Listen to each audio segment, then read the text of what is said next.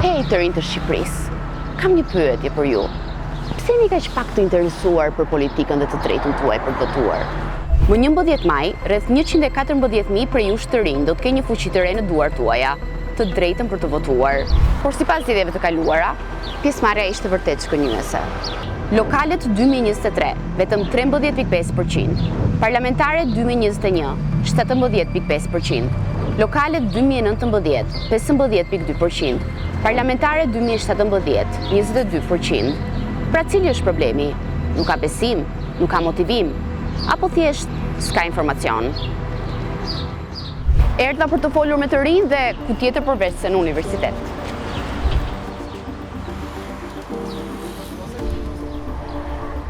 Është hera e parë që unë votoj, po mendoj që ja vlen me vërtet për të votuar, sepse në fundit fuqinë në demokraci e ka vota. Mendoj që shumë nga të rinjt e kanë menjen për të shkuar jashtë dhe nuk i intereson shumë se çfarë do bëhet me shtetin këtu. Po, këtë vit kam vendosur që të votoj.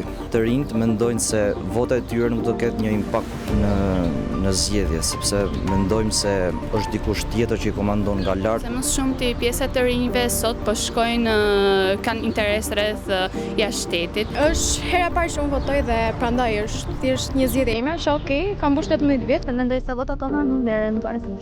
Kanë humbur interesin, domethënë mendojnë që nuk ka më shpresë. Për të sfiduar pjesëmarrjen e ulët, KQZ-ja ka organizuar edhe zgjedhje të simuluara në shkolla si Gjimnazi Gjemal Stafa. Po a mjafton për të ndezur realisht interesit e të rinjt shqiptar? Sepse kutia e votimit nuk është kuti misteri, duhet ta dish ç'po zgjedh. Pra, lind një pyetje e re. A janë të rinjt mjaftueshëm të edukuar dhe të informuar rreth zgjedhjeve dhe ekosistemit politik të Shqipërisë? Jo, nuk janë kandidatët, jo thjesht disa partitë që janë kryesore, edhe çfarë më den në rrjetet sociale në kandidatë që bën fishatat. Tu te shkollat tona nuk se ka ardhur njëri për të na informuar ne mbi votimet, ose edhe atje të zona ku jetoj unë. Sa njohëm nuk jam dashur të informoj. Edhe mund të keni informacion, edhe mund të mos keni informacion.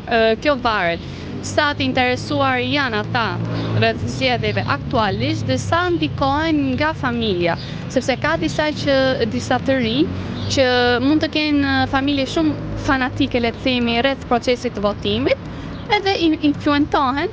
Vota është fuqi, por vetëm nëse e përdorni. Pra do të fisni ju të rinj të 11 maj? Apo do të heshni përsëri?